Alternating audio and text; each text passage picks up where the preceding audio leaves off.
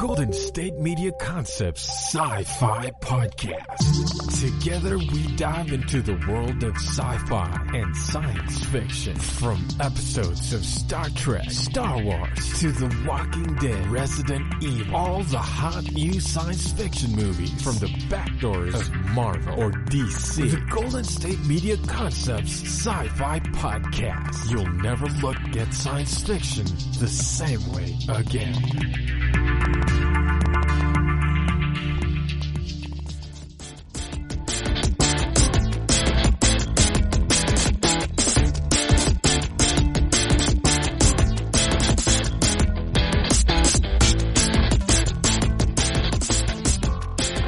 Thank you for tuning in to the GSMC Sci-Fi Podcast, brought to you by the GSMC Podcast Network.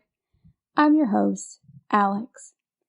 Today we are covering The Boys Season 1, Episode 6, entitled The Innocents. So, up to this point, we have discovered why Carl Urban's character, Billy Butcher, is so grumpy and hard all of the time. And we have also gotten to see Hughie and Annie working on themselves through their parallel heroes' journeys. So in this episode, we have a lot more going on. The overall theme of it really seems to be trauma. It's Billy dealing with his past trauma with his wife Rebecca disappearing 8 years ago, and Hughie trying to deal with Robin having been killed recently by A-Train, and him trying to move forward and falling in love more and more with Annie. And Hughie is really having a hard time with this. So as Hughie is having these moments with Annie, it's problematic for him because part of him is still traumatized from losing Robin, and he feels wrong in a way for moving forward. And that's something that I think is relatable to anyone who has lost someone and tried to forge a new life in the aftermath, trying to figure out how long is long enough to appreciate their memory. But there really is no strict timing for that type of thing. The heart wants what the heart wants, and everyone heals on their own in different ways and at different paces. So Hughie is struggling on multiple fronts, really, because he feels almost like he may be betraying Robin in a way, but also that he's betraying Annie, because he is still doing things like bugging her phone when Butcher orders him to do so. And he's still going out and kind of pumping her for information and getting this diamond ticket to go and see Ezekiel in order to blackmail Ezekiel. So it's a lot that Hughie is really working on. There's a lot of drama under the surface.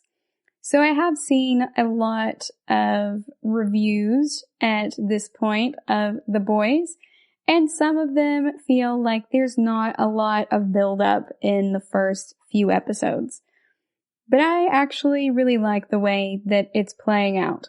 I think that it is totally sufficient build-up, and in that way, it's also imitating life.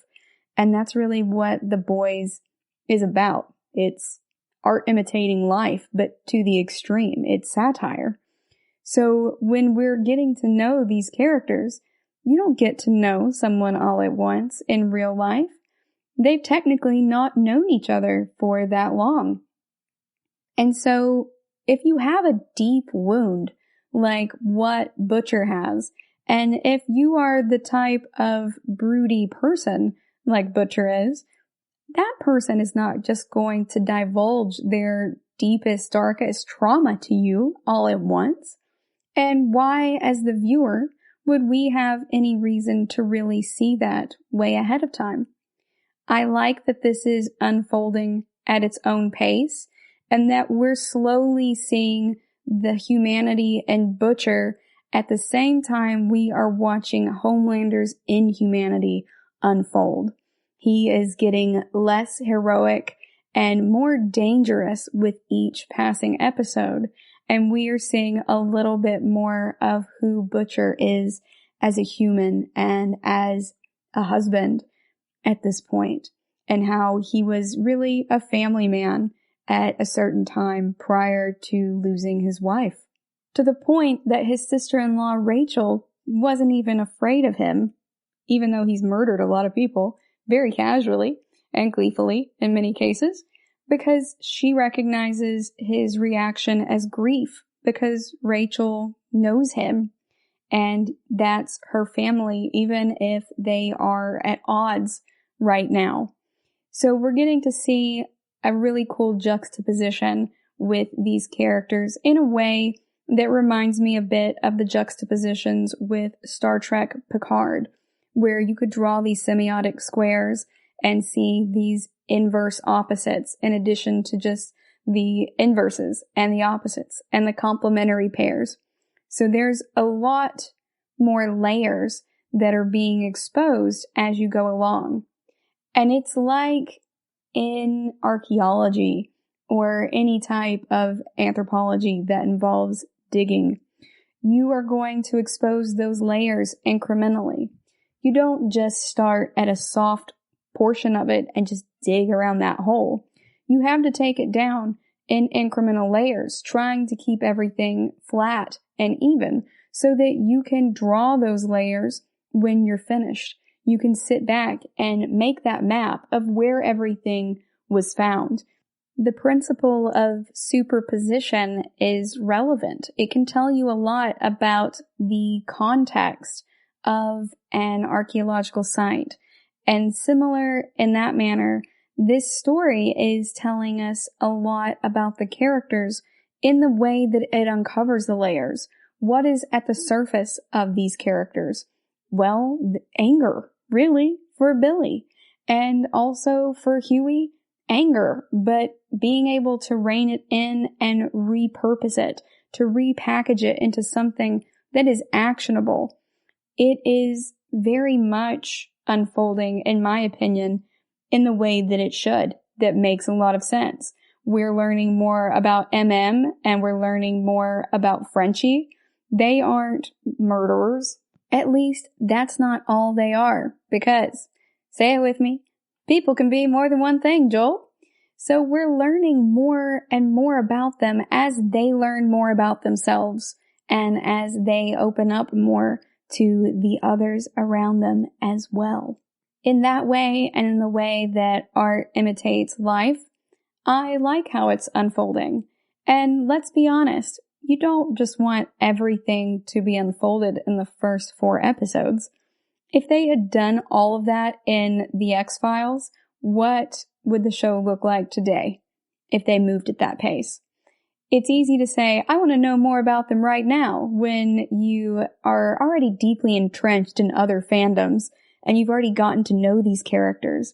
But The X-Files came out in 1993 initially, and it took us a little bit to get to know these characters, for them to get to know each other, and for them to get to know themselves as they go through different cycles of being different people. And I think that regular humans in real life work that way too. My roommate and I also often refer to ourselves as, oh yes, that was 3 Alexes ago, or that was 4 Rogers ago. Because sometimes you look back at yourself and you don't quite recognize who you were in certain instances compared with who you are now. Of course you know that that was you, but it is perhaps a different life perspective or a different approach that you're taking now versus then. And it's not as apparent when you are in the process of that growth and changing, because it's oftentimes so gradual in personal growth or even professional growth that it's not apparent in the moment because the proximity is blinding. But I think that also really applies to this show. And y'all, we're only 6 episodes in as we start this episode today, There have only been 5 episodes ever of the show up until now. And I think that personally, I'm very happy with the pacing of it, especially considering truly how many characters we are having to work with within these time constraints. We're going to go on a quick break, and when we come back, we're going to talk about this journey through trauma as it relates to Hughie and Butcher. Stay tuned. You really can't underestimate the importance of having the right creative work for your brand or your product. Whether it's a logo, a website, a book cover, or an ad campaign, you really need a quality design to make that big difference pop and deliver your overall engagement and success in a competitive market. That's where Design Crowd comes in. Design Crowd has over 750,000 designers from Sydney to San Francisco ready to help you with awesome creative ideas. They make crowdsourcing work for you. So if you need a logo or you're working on your creative branding, you can go to designcrowd.com and post a brief describing the design you need. And then within about 2 to 7 days, you'll receive up to over 100 different designs from designers around the world. Then you pick the best design and approve payment to the designer. So you're only paying for the design that you want. It takes a lot of the guesswork out of freelancing and out of crowdsourcing. And you don't have to be a huge company like Harvard Business School to use Design Crowd, although they have used it as well. You can start a project on Design Crowd for as little as $99. And if you go right now to designcrowd.com/health and wellness or enter the promo code health and wellness on their website, then our health and wellness listeners will receive up to $150 off of your design project. That's designcrowd.com/health and wellness or entering that promo code health and wellness.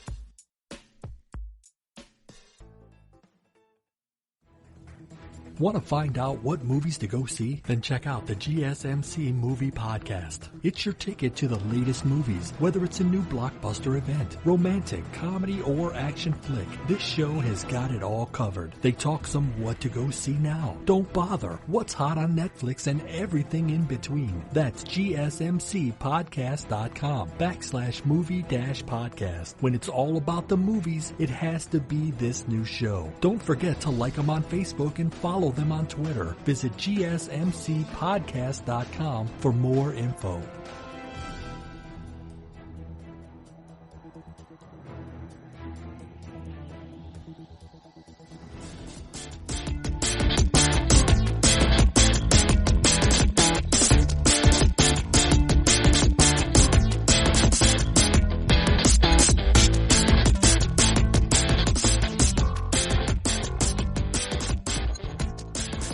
Welcome back.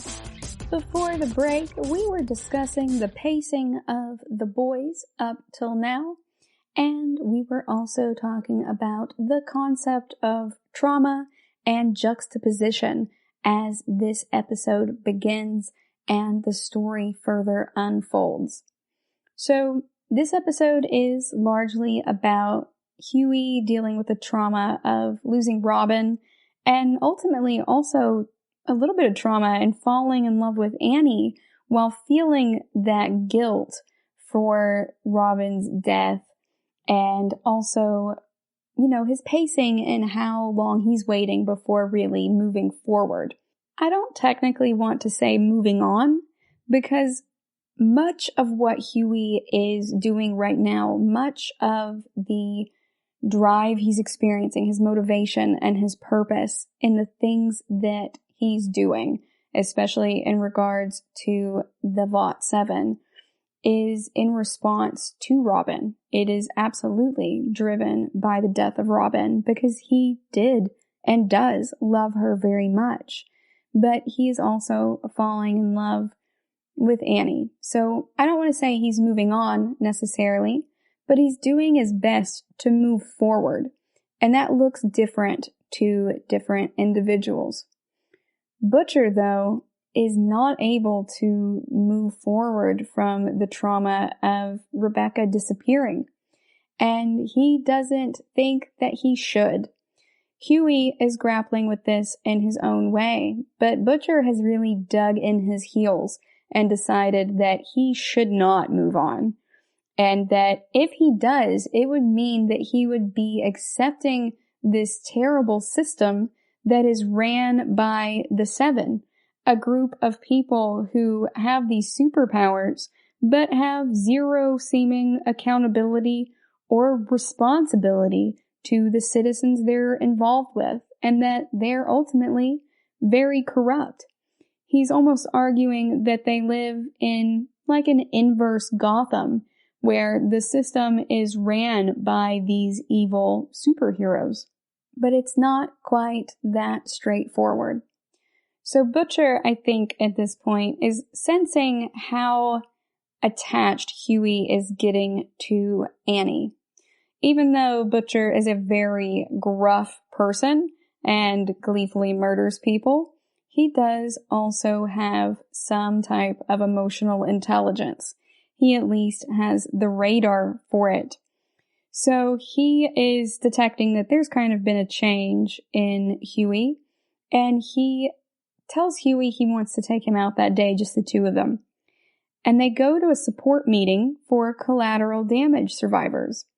And at first, it kind of seems like maybe he's just being helpful for Hughie, because Hughie's been seeing the ghost or apparition. I'm not sure exactly what Robin is at this point that he keeps seeing.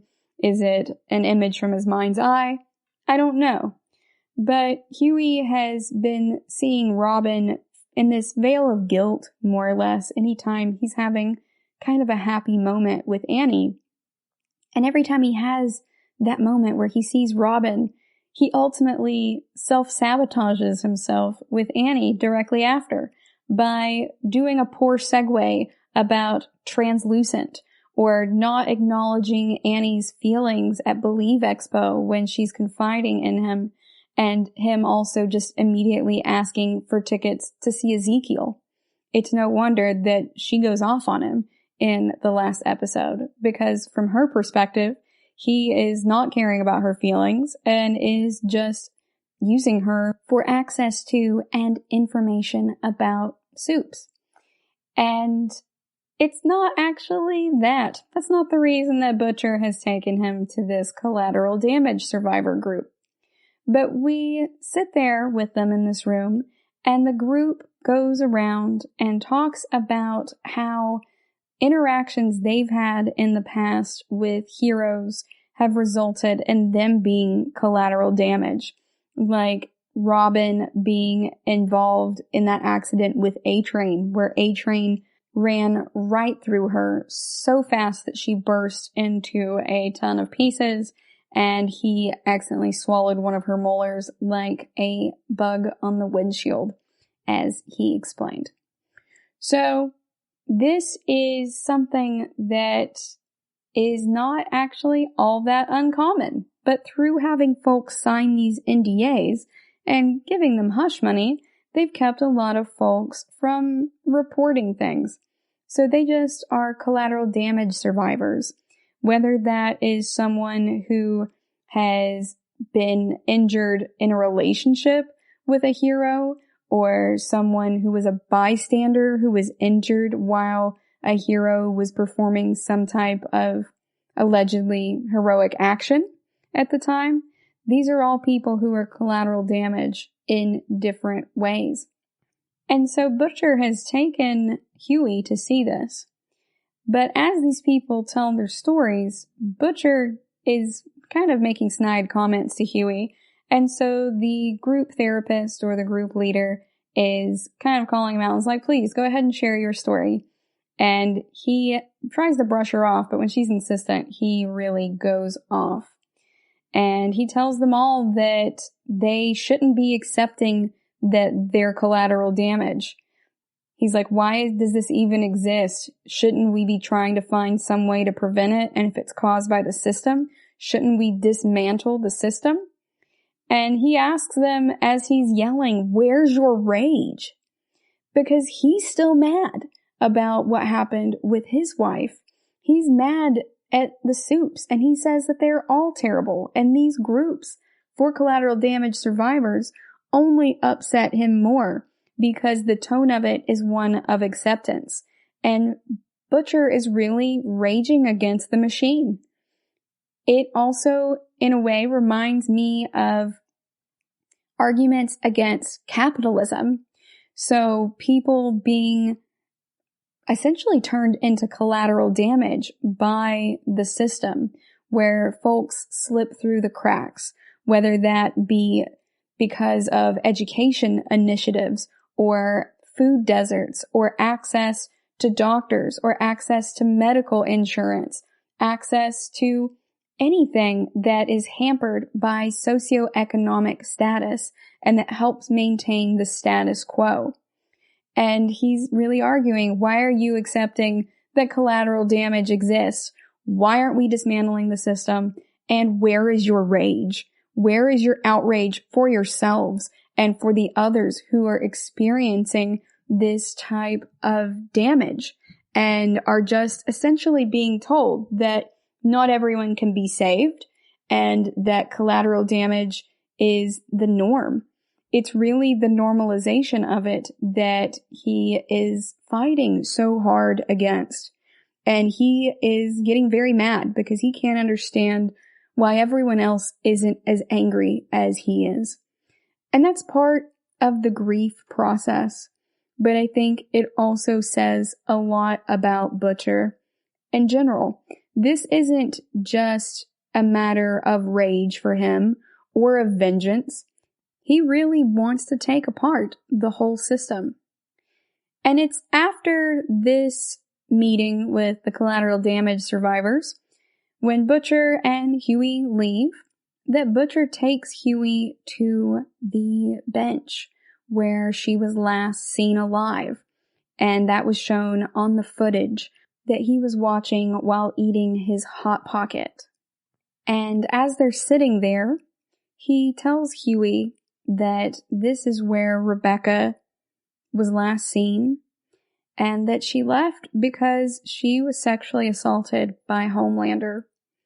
And they're kind of trying to find some common ground. They have both lost their partners to someone from the Seven who is above and beyond reproach. And he's really trying to harness Hughie's ire and to get him to embrace that rage, to make these changes that he really feels need to be made. I think it's a very powerful moment in the show. Carl Urban gets to really exercise his dramatic muscles for this. And I love Carl Urban as an actor. So I really enjoyed getting to see him this worked up in a passionate rage. It is a righteous anger that Butcher has. He doesn't just hate Supes. It isn't just some form of xenophobia or just not trusting them. He has very specific reasons, and that is why he is out so hard for Homelander and the rest of the Supes. We're going to go on a quick break. And when we come back, we are going to talk about some promotional videos being marketed about the 7 by Vought. Stay tuned. You really can't underestimate the importance of having the right creative work for your brand or your product.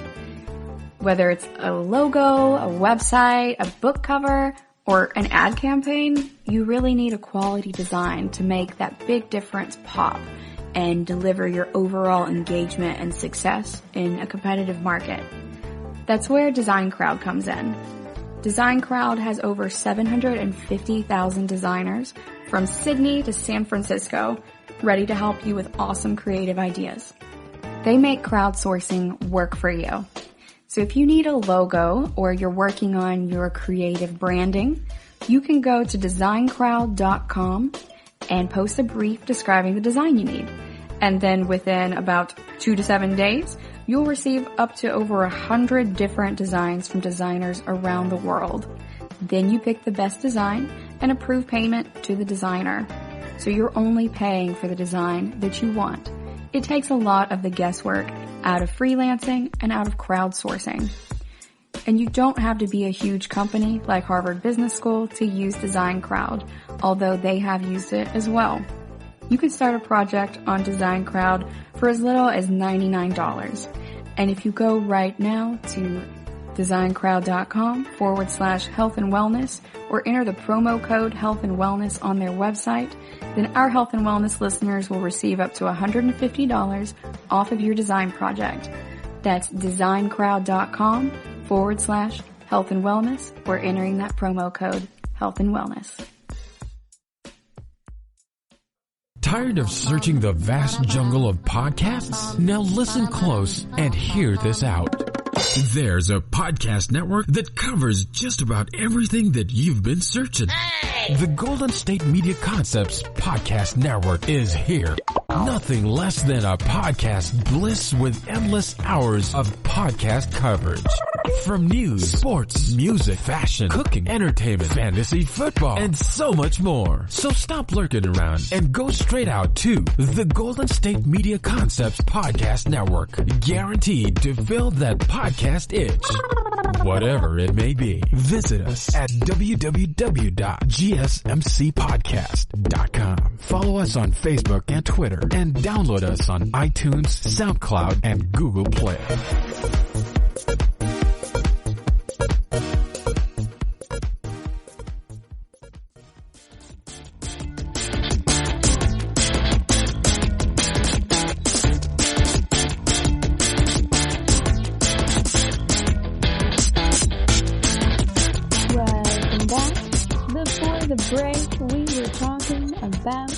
How our story has developed up to the point of dealing with Butcher and Hughie's unresolved trauma regarding Robin and Rebecca thus far. Now we're going to talk about the promotional video that is being created by Vought about the soups. It's called Super in America, and it's very clearly Reagan-esque propaganda. The video shows some background about Queen Maeve and Homelander, and it's very different in seeing this now because we know what is actually going on. We know that they were made in a lab and that they don't have these powers given to them by God in any type of capacity. They were created, they were made, rather than having been gifted in that way. So, when Homelander is touring his family home, he's sitting there showing viewers of this propaganda, the area around his home. And he's talking about playing baseball as a young man, and also just growing up pretty much on what's like a cute little country farm. But then he really loses his mind, you guys. He has a freak out response regarding a baby blanket that is on the set. It seems that everything else that is in this room is fake, including the house itself, any of his trophies from playing baseball as a kid. It's all crafted and manufactured to build this image. So the baby blanket is actually the only thing he has that is truly from his childhood. And so when he sees it in this setting, it really triggers him and he absolutely loses it. And Stillwell comes to see what's going on because he has absolutely gone off the deep end. And when this happens, he's chucking a baseball, and Stillwell just offhand comments that that's going to kill somebody when it lands several cities over. And she doesn't really seem bothered by that in any way. It's a very casual observation on her part. And she's just casually acquainted with the violence and the ambivalence of most of the 7 at this point. And indeed, she's also responsible for a lot of violence. She was downright proud of Homelander when he went ahead and twisted the tragedy of Flight 37 around into being an opportunity for Vought. She is very much an opportunist, and so she really doesn't care. I think that there are good parts of Madeline, but that largely, as long as she is doing well in her corporate climb, she doesn't really care what happens to anybody else. She doesn't truly care about the supers or what they do. You know that she has to know about all of the collateral damage issues. There's no way that she wouldn't be aware of that at any point. It's not like Ashley just handles these and then no one ever knows about anything else. Madeline may not be directly responsible for dealing with that aftermath because that's more of a PR problem than anything else. And Madeline is more so over high-level marketing decisions, like whether or not to admit to the public that Translucent is dead or to just say he's off fighting MS-13. So the big things need to be cleared by her, but for the most part, Ashley and the others are dealing directly with these problems. So for things like Annie saying that the Deep has sexually assaulted her at some point, but without specifically naming them, it's Madeline's problem, but it's not her responsibility to fix it. She gets to just delegate that down to, it seems, mostly Ashley. Ashley just gets dumped on for most of the entirety of the show.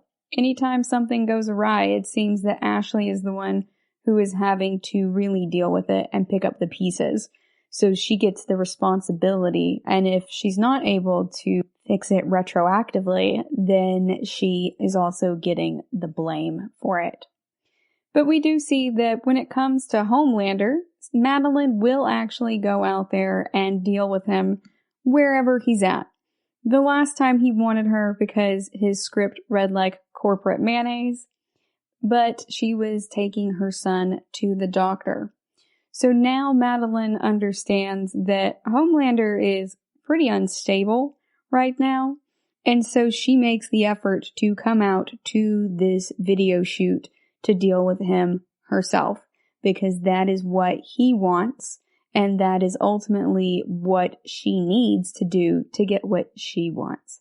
And it's really this angry chucking of this baseball and her casual ambivalence to it harming / actually literally killing somebody when it lands that really opens a lot of this up. But as she's standing there with him, we find that there's a little bit more to Homelander than we may have originally thought. At first, I thought he might be an alien, and that's why he only has the blanket, kind of like Superman's blanket. But I think it's just more of a satirical analog of Superman's blanket. Because Superman keeps his blanket with him like it's a security blanket. It is the last thing he has of who he is, who he came from, where he came from. His parents put that on him on Krypton, and then he later integrates it into his superhero suit. So it's always with him. Whereas for Homelander, this is something that is very upsetting to him. He does not want to see this or remember it, because not only are the superheroes created in labs, but unlike the more recent ones like Starlight, like Annie, who grew up with her mom and grew up living a relatively normal life with a parent who was taking her to all of these expos and stuff. But we find that Homelander actually grew up in a lab, in what looks like almost like a padded cell, a padded medical room. And he just sat there in the middle of the floor with nothing to play with or anything aside from this little blue blanket while these doctors watched him from the other side of a window. And so he didn't really have a lot of contact with other people, which is likely why he's such a sociopath at this point. Why he has these weird fixations on different individuals, and why his interactions with Stillwell are very Oedipal.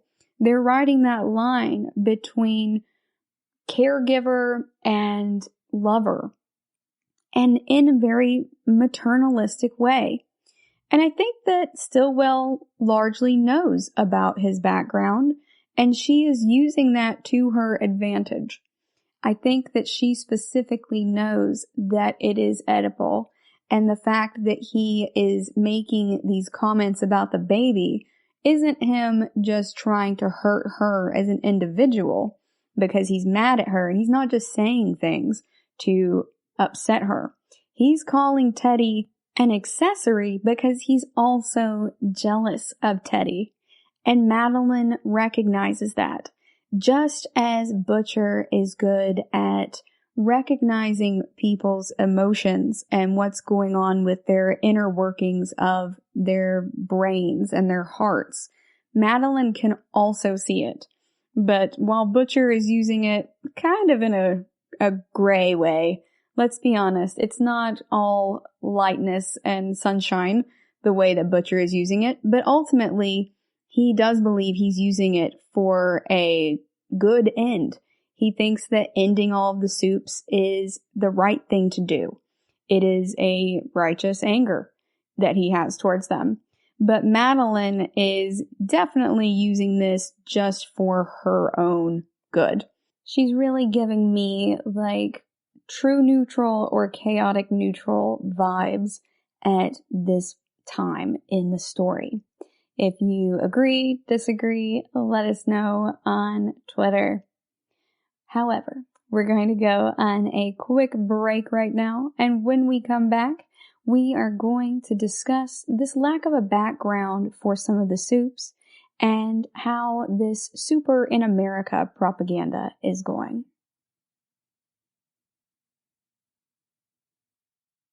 Watching TV has changed over time. Streaming has become the new norm. That's why Golden State Media Concepts television podcast dives headfirst to the world of cord cutting. Want to be on the loop of what's hot in Netflix? Or if it's not a preference, what about original shows in Hulu? We've got you covered. Join us as we fill in the blanks and talk about movies to stream and what show you should be binging.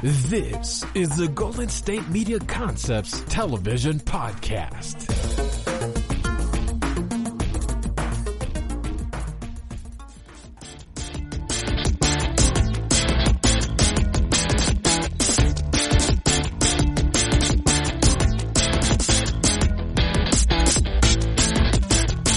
Welcome back.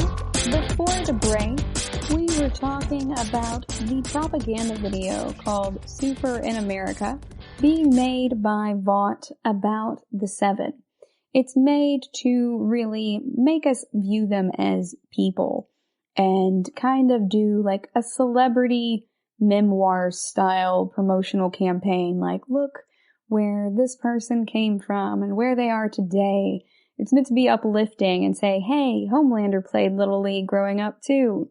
Things like that make them relatable, that put more of the human in the superhuman to help balance out that equation and make people still love them by recognizing them as being perhaps even one of them, even if they are super in that manner and like they're greater than them. They are trying to morph it to be almost aspirational. And a lot of folks do believe in this universe that the soups were granted these powers by God. that they were blessed in a miracle type way to help protect everyone. So it makes people love them more and it makes them aspire to be them. But you don't want to go too far, or if something goes awry, it can be hard to rein it back in. And you see that a lot in the Marvel universe when you get some collateral damage and then folks are mad for a while. You see that every time something goes even a little wrong and Jonah Jameson calls for Spider-Man's head, or if something is ending in a lot of collateral damage, even in the DC universe, and people are calling for Superman's head for also being an alien. Suddenly he's not super anymore. He's alien. He is too different from the humans in order to be considered to be loved at that point. There are few mistakes that are afforded to many people who are in the limelight. And this is meant to counteract that. This is Vought really taking a strong marketing and PR stance of getting ahead of the problem. If they can prevent it, there's not going to be a problem to begin with. And it is easier for them in PR to really get ahead of it than to be behind it. So this is, in a way, a type of risk management mitigation is one way that we can look at it and go, all right, we need to make sure that we are very clearly humanizing them, especially as Vought is pushing this agenda in Congress to essentially weaponize the superheroes. And we already have them acting as police authority figures in a way. They're out there solving crimes, even if a lot of it is set just to be filmed. They're actually people that they are criminals that they are fighting, but they're using these algorithms to predict where these criminals are going to be so that they can frame up the shot and get good lighting for it and everything ahead of time. Because they don't really care about the crime. It's all a production. And that's what this episode is really recapping for us. It's making sure we understand that they are not necessarily who we think they are. A-Train acts like everything is going great for him all the time. But right now, he is deeply scared of Homelander to the point that he has killed Popclaw. And he genuinely loved her. And you can see how bereaved he is. It's all about the image, though. He had to cultivate this image of appearing to be single and just happy-go-lucky most of the time, because that's part of his brand. And Homelander's brand is that Captain America, Iowa-style wholesomeness. And then you have the Deep being mysterious and just really into the ocean. They identify him strongly with the ocean and water in general, and they don't really pull him out for anything else. They only bring him out when there's water, even though we found that all of the soups are exceptionally strong. Starlight's powers are unique in that she's able to convert energy into these light bursts that can harm people, but she's also just as strong as the others. She can punch just as hard. She can also lift cars and everything, as we saw in the first episode. And the Deep can do that as well. So there's not really a reason not to utilize him other than it's not on brand. And that's what it comes down to. And that's why Madeline tells him to stick with his strengths as well. Because this is a carefully branded machine. And him wanting to branch out in different ways is not good for the branding. Any more so than that would have matched up for A-Train's branding if Madeline would have let him and Popclaw go public.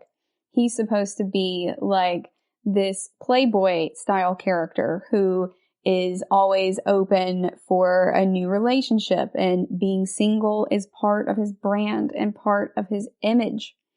So this is really what we're working towards in seeing this propaganda machine. Everything is structured, and Queen Maeve's absolute detachment towards everything around her, and ultimately her apathy and indifference, are really starting to make sense. It's not that Maeve doesn't care about people. She very much does. That's why she's so affected by this Flight 37 tragedy. And she's upset that it's being turned into an opportunity and political propaganda. She's just been in this propaganda machine for so long and seen everything and everyone for who they truly are that she is entirely just disappointed. Maeve is jaded, really, at the time we find her in this story. Now, we don't really get to know a lot about Black Noir. We know a lot more about Translucent, even though he was killed in the first few episodes. Then we learn about Black Noir the entire first season. So he does seem like the strong, silent type, but I am interested to perhaps explore this character as we go into the next season. But for right now, we just get a little bit of information about A-Train and the Deep and Queen Maeve and also Homelander, as they are the main faces of this new propaganda. But this episode is really where all of those threads are being woven together, and we're really seeing why some of these characters are the way they are, and also how some of them are changing right now. So we see them filming some parts that are a little funny with A-Train and the Deep. They're played for comedy. And then we also see a scene where Queen Maeve is confronted by her ex, whose home she showed up to recently. The woman tracks her down while they're shooting in the city, and really Maeve takes her aside to try to speak to her without the cameras and everything hearing. There's not a lot that Maeve cares about, but Maeve clearly does care about this woman, and she very much does not want this woman to be in this video or in the limelight. It's not apparent at first whether it's just bad PR or what's going on, but it does teach us a lot more about Maeve. We're going to go on another break, and when we come back, we're going to catch up with Frenchie and his unnamed friend. Stay tuned.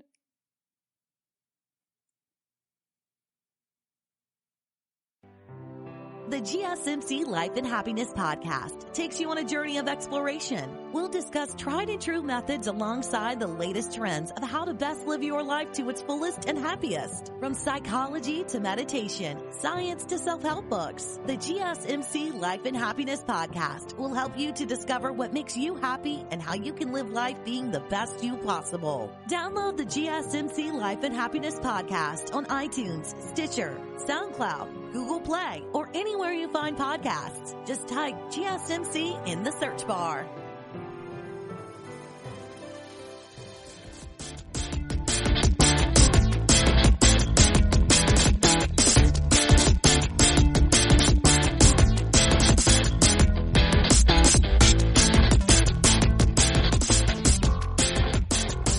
Welcome back.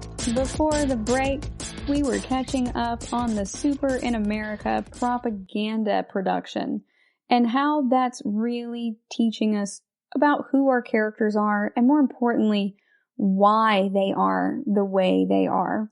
So we've learned the who.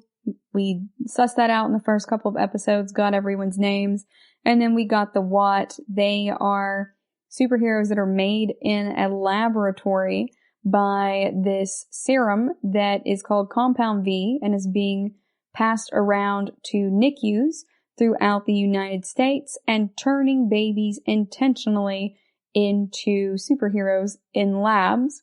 And now we're getting to the why.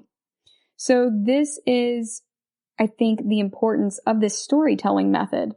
We're getting into not just the motivations of the characters, but the deep-seated issues within them. So why Homelander is a sociopath? Well, he was a lab baby and no one really interacted with him. He doesn't understand appropriate human interactions and human touch. He has not really been loved or cared for his entire life. And so it's hard for him to return any of the affection that is displayed towards him by the fellow people, by the humans that he is tasked with caring for, or at least acting like he cares about them in the productions. It's very clear that he hates them in many ways. And it could be something as simple as he resents having to take care of them. I think it's mostly, though, a superiority complex. They are like bugs to him, and he has a magnifying glass. But instead of having to hold something up, or it being a monocle, or anything like that, he really just has laser eyes. You guys, it's very straightforward. We are all ants under a magnifying glass to Homelander. He can see through anything except for zinc. And so he can just look and see any of us, anywhere, anytime, in the basement, no matter where we are. And he can also go ahead and zap you. It's very much like a malevolent child killing small insects with a magnifying glass. The analogy truly fits like a glove. He just doesn't care. It's not even that he perhaps even actively hates everyone else, but rather perhaps that he is forced to perform and put on a show for these creatures that he deems to be beneath them. And it's very much a concept of, I'm not your circus monkey. I'm not here to perform for you. And he is gradually becoming more resentful of having to perform for these creatures that are so inferior to them, at least from the perspective in which I am viewing the show. And it seems that his regard for even the people around him whom he does typically respect, like Madeline, and he seems to act like he respects the other Supes, is slowly degrading. The way that he is treating the others is very telling in many ways. So we're getting to the point in the story as well where we're learning more about Frenchie's mystery woman. So the unnamed woman whom he has felt this strong connection to and has been trying to communicate with her and understand her and protect her. And he returned for her after she saved him from Black Noir. And we thought that she was dead because she was bleeding quite heavily out on the sidewalk, but she was actually able to heal from it. So she's now actively, intentionally hanging out with Frenchie and them. And we end up seeing them try to communicate with her, but she's not quite able to, or she's refusing to. And they're not entirely sure which way that goes.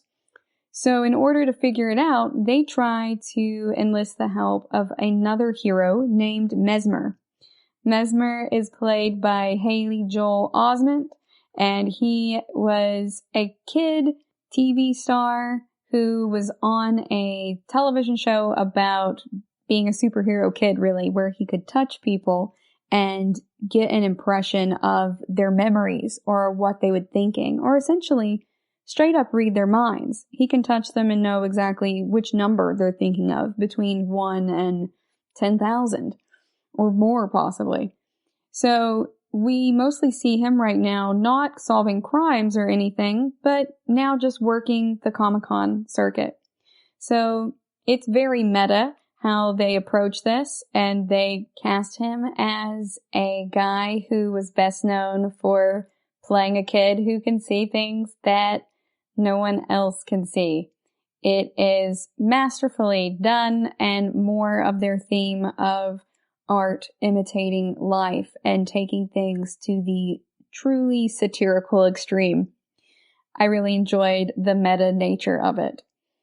And Haley Joel Osment did a fantastic job as this B-level hero, Mesmer, who just mostly does readings and signs autographs at conventions that have other supers there, as well as other actors. So we see that Billy Zane is there as well, and he was in those movies with Pop Claw that A-Train was watching, her old films. So it's supposed to be some commentary on these B-level types of heroes being like B-list celebrities and stuff, and what their jobs might look like at different points in their careers. I was really interested to see Tara Reid's name on there. Y'all know I stream on Twitch under the name Sharknado Week. I love Sharknado, the movie. I love the entire Sharknado series and just sharks in general. So I was really excited to see her on there. And I hope she has some type of Sharknado powers or some type of shark-related powers. Give me something. I want to see some kind of very strange scene with Tara Reid in it. Now, the episode itself might have been as far as they're taking that joke or that reference, but considering the truly gory nature of the show and the sometimes just outlandish things that they do, since it is satire, I would not put it past them to do something weird with Tara Reid and Sharknadoes. I would live for that, in fact. So, I guess we're just going to wait it out and see. But we do see them being Frenchie and Mother's Milk, going to Mesmer and trying to get him to read The Unnamed Woman by bribing him, telling him that he can have the opportunity to see his estranged daughter for an hour each month. MM pulls some strings with a friend he has in like the social work system, because remember, MM's day job, which he's been absent from somehow for the past who knows how long in the storyline, weeks, days, I don't know. But normally he works at a juvenile detention center. So he is calling in one of his favors from a friend who works in social work to try to get Mesmer some access to seeing his daughter once a month. And he hugs her and he realizes that she doesn't really want anything to do with him. She tells him that she doesn't really even know him because it's been so long, and it seems that she truly does believe that. She's not saying it to hurt him. She doesn't seem to be trying to provoke him or upset him in any way. She's just a kid who doesn't really know this person that she's being forced to hug, just like kids at family reunions that are spread out over the years. We're going to go on another break, and when we come back, we're going to find out what Mesmer tells us about the unnamed woman. Stay tuned.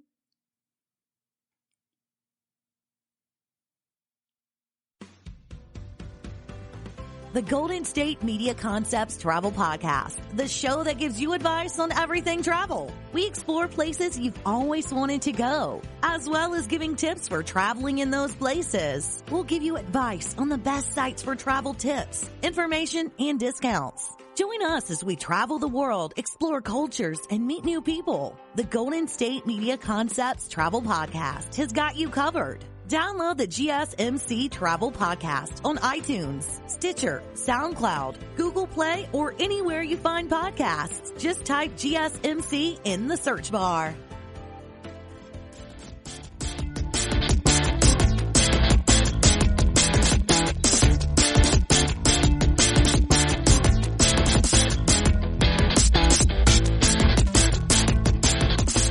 Welcome back. Before the break, we were introducing the new hero, Mesmer, and how it's a very meta reference, but also deeply enjoyable.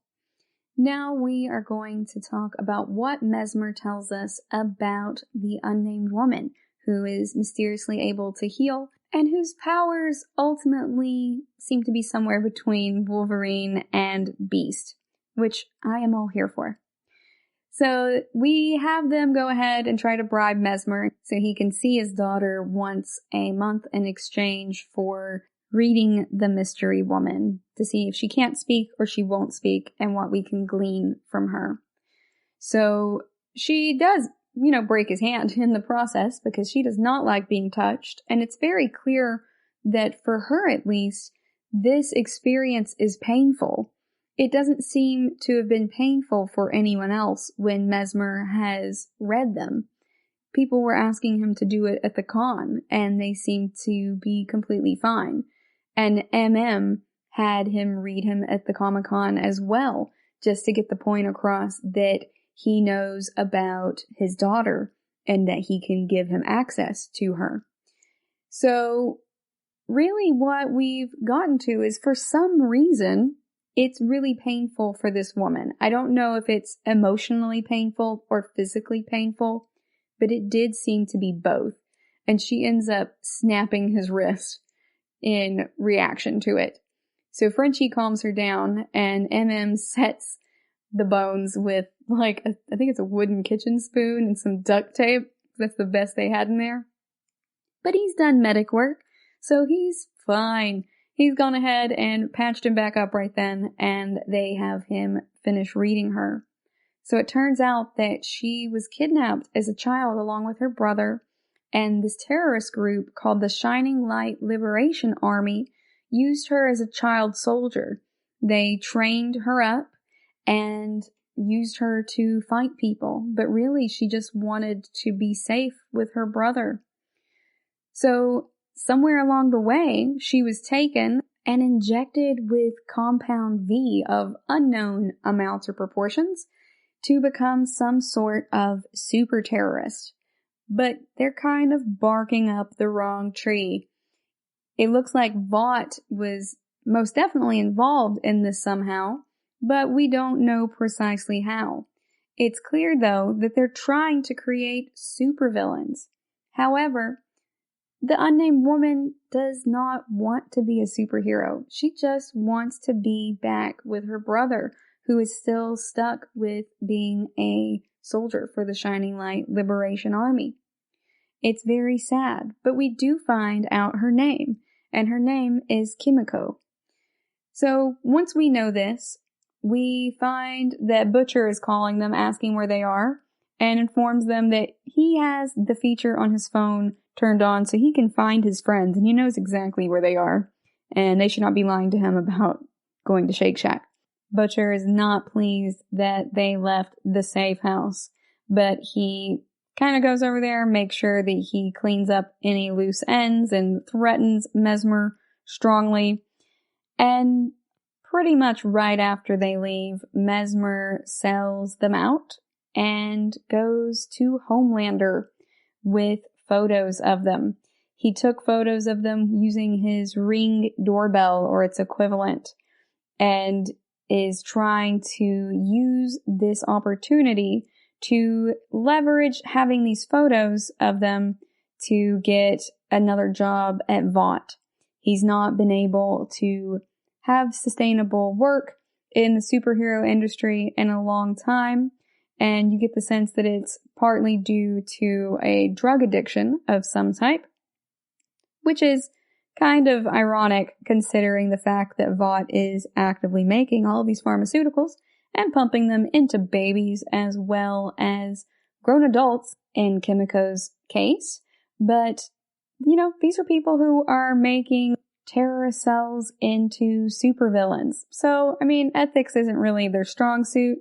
Really, it's about, are you able to do this job for us and not be a liability? No? Then you're dead in the case of Popclaw, just by being associated and having that knowledge and having turned on them. That was a vengeance killing on the part of Homelander because he determined she could not be trusted. They don't really give a crap about Mesmer or anything else.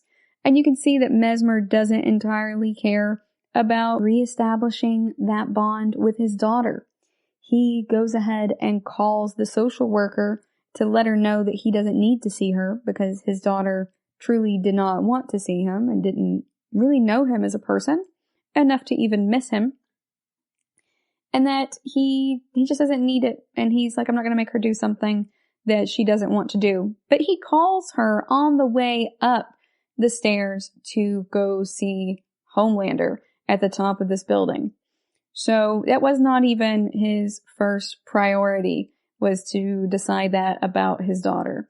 He may have already decided that as soon as he met her, and then viewed this as an opportunity to get back in with Vought by turning these guys into them. But Homelander, being Homelander, just takes off with Mesmer's phone, just flies off into the air without really so much as a thank you. And we also see that Butcher is finally taking his evidence to the feds. So he has the actual compound V at this point. He has proof that all of this is actually going on, that the soups are bad.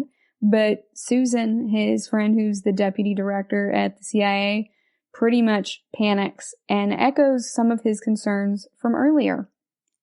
In the episode in which he points out that if we weaponize the soups and we put them in the military, who is going to hold them accountable for violations of international law like war crimes and genocide and ethnic cleansing?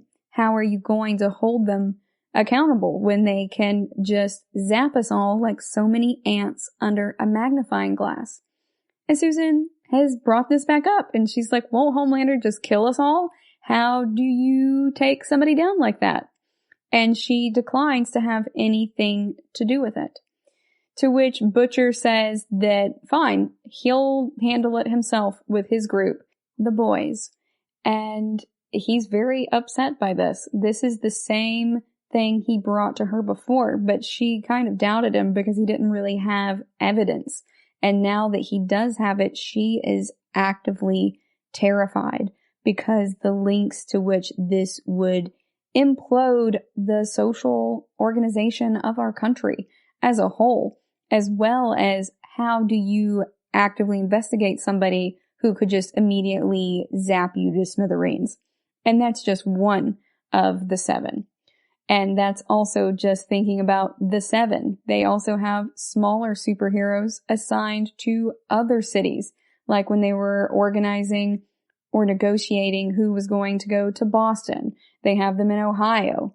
There's hundreds of them of varying degrees of power and strength, truly.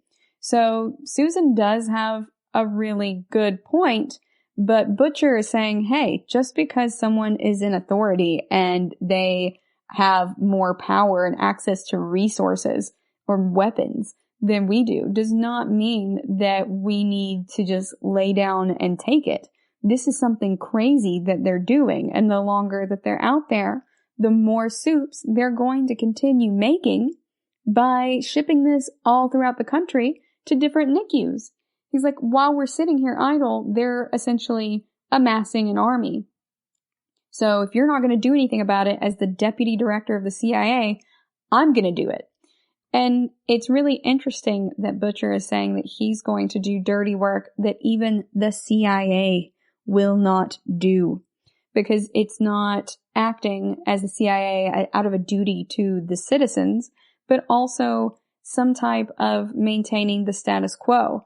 Because if you've ever played a game like Sid Meier's Civilizations games, anytime you have any type of regime change, you get one turn of anarchy. And that is precisely what would happen if this were to be overturned. If this way of life with your superheroes as politicians and celebrities and your police force, more or less, were suddenly flipped and made out to be the villains, it could cause pure chaos. You would have people incredibly divided. In America right now, we can't even get people to all agree to wear a mask to save people's lives. And that's when we have something like coronavirus, and we know people who have died from it. I personally know people who have died from it right now. But with Vought, they have actively suppressed all of the collateral damage through NDAs and potentially also murder, seeing as how Translucent just went in to kind of murder Hughie at a certain point, and Homelander was not above murdering the politician from Boston when he came down and threatened Madeline. I think it was Boston. Perhaps it was Baltimore. I'm dyslexic, you guys. They both start with a B. But my point is that they don't really care about anyone else, but the public doesn't know that yet. This would be a huge upheaval.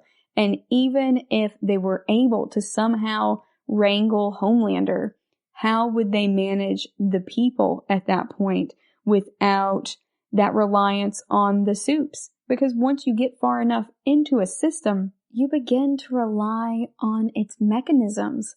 This is just how it works now. This is how it operates.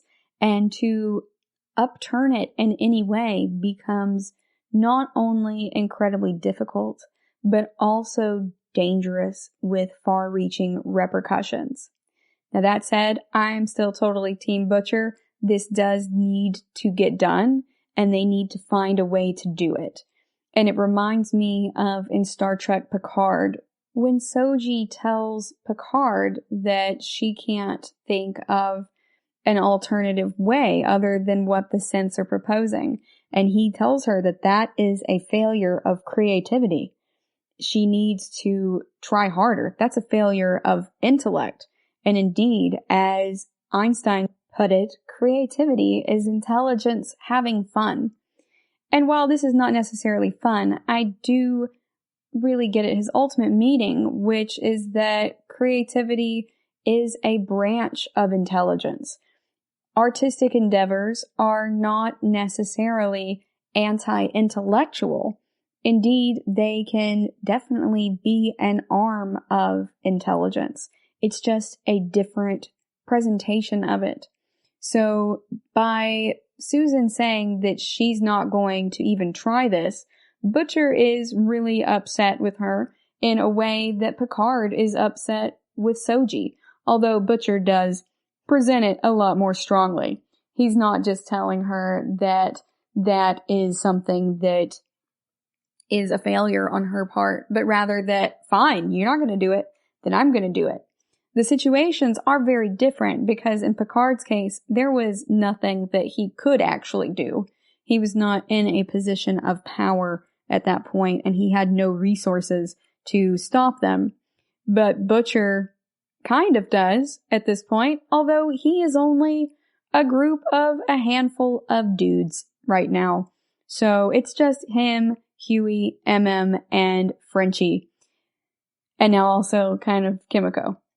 But that's all they have working together. That's it. And Butcher does not really understand Kimiko, and he does not really trust her. He just understands that Frenchie can kind of keep her from murdering all of them, and that that's going to have to be good enough for now. So Butcher is staunchly committed to bringing down Homelander because of what he did to Rebecca. And he's not going to back down. This is a righteous anger. So Susan's fear isn't going to stop him. It sucks that she doesn't have the resources or the willingness to grant him the resources to go ahead and pursue this. But he's going to do it himself, and he's not shy about letting her know that. So Butcher goes back to the boys and lets them know that they're going to have to do the dirty work themselves. But Hughie is gone. So Butcher goes to confront Hughie while Hughie's on his date with Annie right after their first kiss. It's very sweet, very cute. But Butcher is not happy because this is going to go really sideways from his perspective. He thinks that all soups are terrible, no matter what Hughie says about Starlight. So also, ultimately, what is Annie going to do? How is she going to react when she finds out that Hughie killed Translucent and that he's bugged her phone and is working with Butcher to try to take out all of her coworkers? We don't really get to see Annie much in this episode, but it looks like she's not aware that she was made in a lab. How much do parents really know about this? Do they know that their children are being injected with the superhero serum? The baby that was in the NICU was behind many different doors and was getting the IV bag of the Compound V, which was a lot of Compound V, y'all. But we don't actually know if the parents are in on it. It was really fun getting to see Haley Joel Osment. I really enjoyed that. And also, as a big Billy Joel fan, I really liked the fact that they used Big Shot in this episode.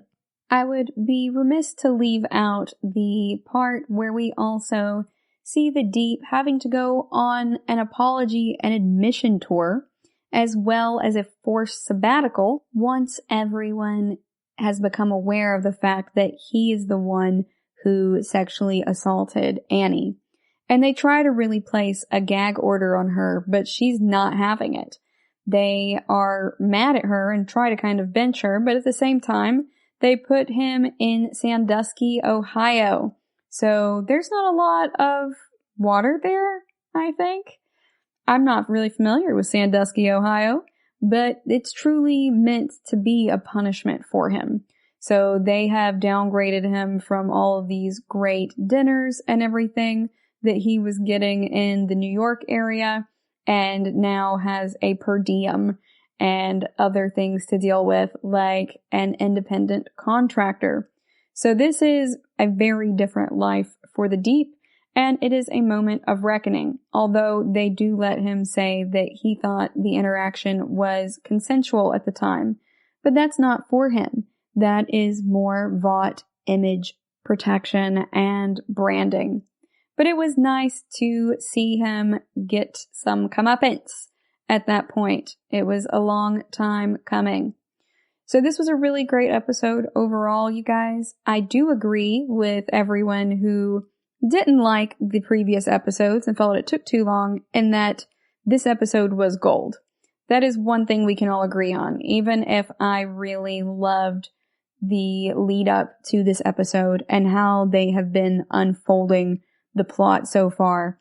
I thought that it was masterfully done, and this episode for me is just icing on the cake. We're going to see that differently, and that's totally fair. But this episode was also written and directed by women, Rebecca Sonnenschein and Jennifer Feng. I think that they did an exceptional job, and I am excited to see where the rest of the show takes us. Do you love the lead up to episode 6? Do you not love the lead up? Can we all just agree that episode 6 was a masterpiece? That was my chef's kiss. Either way, let me know on Twitter, y'all.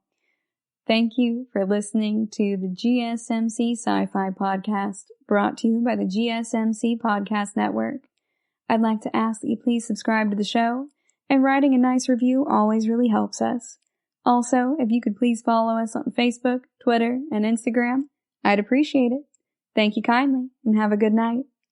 You've been listening to the Golden State Media Concepts Sci-Fi Podcast, part of the Golden State Media Concepts Podcast Network. You can find this show and others like it at www.gsmcpodcast.com. Download our podcast on iTunes, Stitcher, SoundCloud, and Google Play. Just type in GSMC to find all the shows from the Golden State Media Concepts Podcast Network, from movies to music, from sports to entertainment, and even weird news. You can also follow us on Twitter and on Facebook.